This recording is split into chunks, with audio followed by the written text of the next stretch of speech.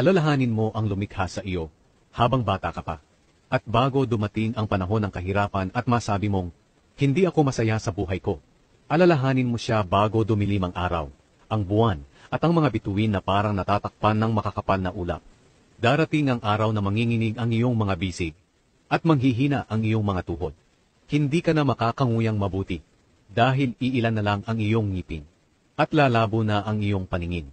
Ang tainga mo'y hindi na halos makarinig, kahit ang ingay ng gilingan, o huni ng mga ibon, o mga awitin ay hindi na marinig. Matatakot ka nang umakyat sa matataas na lugar, o lumakad sa lansangan ng nag-iisa. Puputi na ang iyong buhok, hindi ka na halos makakalakad, at mawawala na ang lahat ng iyong pagnanasa. Sa bandang huli, pupunta ka sa iyong tahanang walang hanggan, at marami ang magluluksa para sa iyo sa mga lansangan.